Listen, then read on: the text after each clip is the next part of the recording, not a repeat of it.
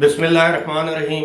السلام علیکم۔ ابرار رشید آپ کی خدمت میں ایک مرتبہ پھر حاضر ہے، اور ہمیشہ کی طرح آپ سے ریکویسٹ ہے کہ اگر ابھی تک آپ نے اس چینل کو سبسکرائب نہیں کیا تو اسے سبسکرائب کر لیں۔ جو بیل آئیکن ہے اس کو ضرور پریس کیجیے گا۔ آپ کا بہت بہت شکریہ۔ یہ جو تصویر آپ نے تھمبنیل پر دیکھی ہے یا اس وقت آپ اپنی اسکرین پر دیکھ رہے ہیں، یقیناً آپ میں سے بہت سے لوگ اس شخص سے واقف ہوں گے۔ یہ پاکستان کے ایک معروف اینکر پرسن رہے ہیں، بلکہ اب بھی یہ یوٹیوب پر اپنا پروگرام کرتے ہیں۔ ڈاکٹر معید پیرزادہ۔ ڈاکٹر معید پیرزادہ، اس میں کوئی شک نہیں ہے کہ ایک انتہائی لائق، فائق، قابل اور ذہین انسان ہے۔ انہوں نے MBBS کیا لاہور کے علامہ اقبال میڈیکل کالج سے، اس کے بعد انہوں نے CSS کیا اور CSS میں 17ویں پوزیشن حاصل کی پورے پاکستان میں۔ یہ کوئی معمولی کام یا مارکہ نہیں ہے۔ CSS کوالیفائی کرنا بہت بڑی بات ہے، لیکن اگر آپ ڈسٹنکشن کے ساتھ یعنی اتنی اچھی پوزیشن لیں تو یہ بہت بڑی بات ہے۔ لیکن بعض لوگ ہوتے ہیں وہ قابلیت کے ساتھ ساتھ ان کا ایک اور کردار ہوتا ہے جو عوام سے مخفی ہوتا ہے، جو کہ منفی کردار ہوتا ہے۔ ڈاکٹر معید پیرزادہ کے حوالے سے میں آپ کو بتاؤں گا، اور ثبوت کے ساتھ۔ ایسی بات نہیں ہے کہ میں اپنی طرف سے کوئی من گھڑت کہانی آپ کے سامنے رکھوں گا، باقاعدہ ثبوت کے ساتھ۔ لیکن اس سے پہلے یہ بتاتا چلوں کہ ڈاکٹر معید پیرزادہ کا شمار بھی ان اینکرز میں ہوتا ہے جو کہ پاکستان کے اس وقت کے ISI کے جو سربراہ تھے، جب وہ عمران خان پروجیکٹ لانچ کر رہے تھے، جن اینکرز کو اپنے جال میں حصار میں لیا گیا، انہیں استعمال کیا گیا کہ آپ نے دو سیاسی جماعتوں اور ان کے رہنماؤں کی کردار کشی کرنی ہے۔ ان میں بہت سے لوگ تھے، کچھ طائب ہو چکے ہیں، کچھ طائب ہونے کے بعد دوبارہ اسی کام میں ملوث ہو گئے ہیں، جن میں سے ایک ڈاکٹر معید پیرزادہ بھی تھے۔ آپ کو یاد ہوگا کہ زیادہ دور بات نہیں، چند مہینے پہلے جب وہ اسلام آباد ہائی کورٹ میں پیش ہوئے کسی مقدمے کے سلسلے میں، ضمانت کے سلسلے میں، تو انہوں نے برملا یہ کہا کہ جناب ہمیں تو فوج نے، ISI نے گمراہ کیا، ہمیں یہ بتایا گیا کہ نواز شریف جو ہیں وہ کرپٹ ہیں، آصف زرداری کرپٹ ہیں، اور نواز شریف کے مقدمے کے حوالے سے آج ہمیں احساس ہوا کہ نواز شریف کے خلاف ہم نے جو غلط بیانی کی اس پر ہم شرمندہ ہیں، ہمیں استعمال کیا گیا، ہمیں ایسا نہیں کرنا چاہیے تھا، ہم عمران خان کو پروموٹ کرتے رہے۔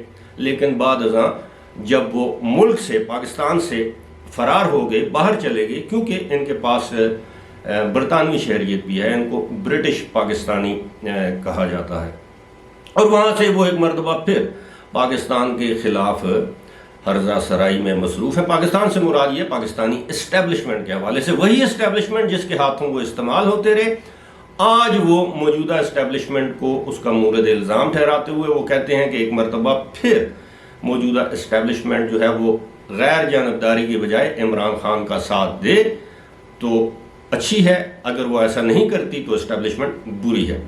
اب یہ جو ڈاکٹر معید پیرزادہ کی میں آپ کو بات آپ کو بتانے والا تھا، یا جس کا میں نے آپ سے ذکر کیا تھا کہ باقاعدہ ثبوت کے ساتھ، یہ میرے سامنے ایک خبر ہے۔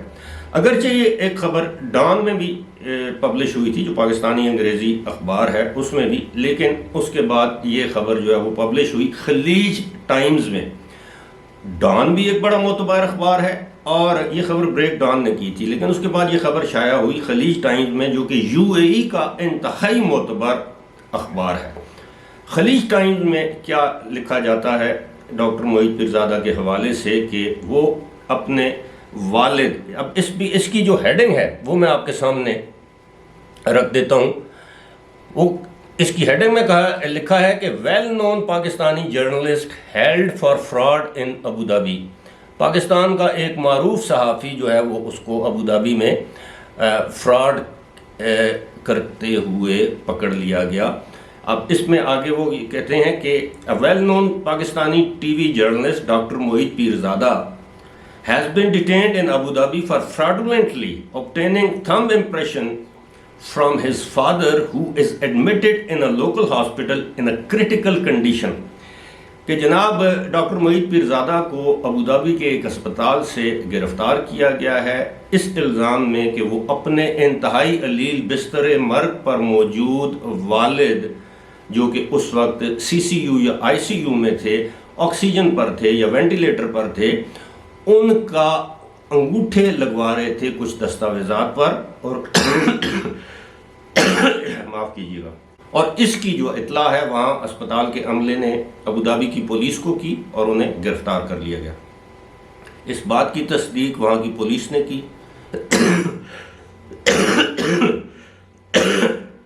آپ یقین کیجئے گا کہ کافی برے حالات میں یہ ویڈیو بنا رہا ہوں، آپ میری کھانسی سے اور یہ جو اٹائر ہے اس سے آپ سمجھ رہے ہوں گے کہ شدید بخار ہے، کھانسی ہے، زکام ہے، اور بہرحال وہ یہ کہتے ہیں کہ جناب ان کو وہاں سے گرفتار کر لیا گیا اور مبینہ طور پر یہ 20 سے 30 ہزار درہم کی کوئی اماؤنٹ کے کچھ سرٹیفکیٹ تھے جو ہوتے ہیں مختلف سرٹیفکیٹ وغیرہ، پیسوں کی بات ہے، اس پر یہ انگوٹھے لگوا رہے تھے۔ خبر میں تو یہ بھی بتایا گیا ان کی ایک بہن کو بھی حراست میں لیا گیا، بعد ازاں اس کی جو تصدیق ہے وہ پاکستانی سفارت خانے نے بھی کی، پاکستان کے دفتر خارجہ نے بھی کی اس بات کی تصدیق۔ یہ معاملہ ہے اگست 4 یا 5 اگست 2015 کا۔ اس کے بعد ظاہر ہے پاکستانی دفتر خارجہ اس میں انوالو ہوا، پاکستانی سفارت خانہ انوالو ہوا۔ کچھ دنوں کے بعد یہ حراست میں رہے، باقاعدہ گرفتار رہے، اس کے بعد ان کی رہائی ممکن ہوئی۔ اور ستم ظریفی دیکھیے یا حالات دیکھیے کہ جناب ان کے والد صاحب جو ہیں وہ انتقال کر گئے۔ اب آپ اندازہ کیجئے ان کے والد بھی وہ بڑے لائق اور قابل ڈاکٹر تھے، ڈاکٹر محی الدین پیرزادہ۔ ان کا تعلق بنیادی طور پر سری نگر سے ہے، وہاں سے یہ ہجرت کر کے پھر میرپور آزاد کشمیر میں یہ آ گئے، اور پھر اس کے بعد آپ کو پتہ ہے زیادہ تر کشمیری جو ہیں وہ برطانوی شہریت بھی انہوں نے اختیار کر لی، لیکن یہ ایک پڑھے لکھے خاندان سے ان کا تعلق ہے۔ اندازہ کیجئے کہ جو شخص کوئی بھی ہو، میں ہوں، آپ میں سے کوئی ہو، آپ کا جاننے والا، وہ کتنا ہی لائق قابل کیوں نہ ہو، وہ بستر مرگ پر پڑے اپنے والد جبکہ اسے ہوش نہیں ہے اس کے انگوٹھے لگوا رہا ہے رقم نکلوانے کے لیے، اس شخص کا کردار کیا ہوگا؟ کیا وہ شخص ہمیں اخلاقیات کے، دیانتداری کے، ایمانداری کے بھاشن دے سکتا ہے؟ اور اس طرح کے کردار آپ کو ہر پاکستانی میڈیا میں بدرجہ اتم نظر آئیں گے۔ کوئی سمیع ابراہیم کی شناخت کے طور پر آپ کے سامنے آئے گا، آپ کو پتہ ہے کہ وہ ہجڑے کو پیسے دینے تھے اس نے، اور ہجڑے نے آ کے اس کو تھپڑ مارے اس کے دفتر کے باہر، اور ہجڑے کو کس بات کے پیسے دینے ہوں گے؟ آپ مجھ سے زیادہ سمجھدار ہیں۔ اسی طرح کا ایک اور کردار ہے صابر شاکر جس کا نام ہے، وہ پاکستان سے وہ بھی فرار ہو چکا ہے، وہ بھی صبح دوپہر شام پاکستانی فوج کے خلاف ہرزہ سرائی کر رہا ہے۔ لیکن یہ وہی لوگ ہیں بالکل عمران خان کی طرح، جس طرح عمران خان کو اسٹیبلشمنٹ نے گود لیا تھا اور بعد میں عمران خان نے اسٹیبلشمنٹ کا جو حشر کیا وہ آپ کے سامنے ہے، اسی طرح ان لوگوں کو بھی اس وقت کی آئی ایس آئی کے جو مختلف جو سربراہ تھے، کوئی ڈی جی سی تھا، کوئی D G I S I تھا، انہوں نے ان لوگوں کو، میں یہ کہوں گا، ان کی برین واشنگ کی۔ میرے پاس کوئی ثبوت نہیں ہے کہ میں یہ کہہ سکوں کہ ان کو مالی فوائد دیے، یقیناً کوئی نہ کوئی تو فائدہ دیا ہوگا۔ تو یہ جو ڈاکٹر موہت پیرزادہ ٹائپ لوگ ہیں، اس طرح کے لوگ آپ کو پاکستانی صحافت میں ہر طرف نظر آئیں گے۔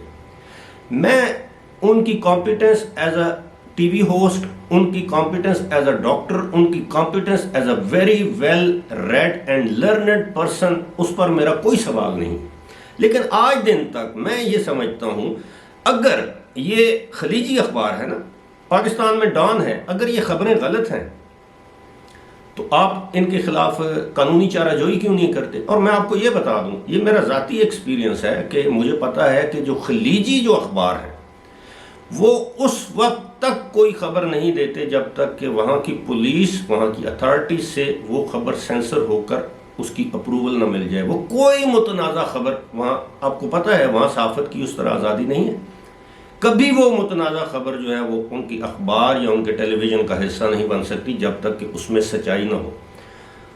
تو یہ جو لوگ ہیں، میں حیران ہوں ہمارے، اب ان کے اگر آپ دیکھیں فالوورز انسٹاگرام پر، ٹویٹر پر، یوٹیوب پر، تو لاکھوں کی تعداد میں ان کے فالوورز ہیں جو ان پر بلائنڈلی جسے کہتے ہیں نا، ان پر اعتماد کرتے ہیں۔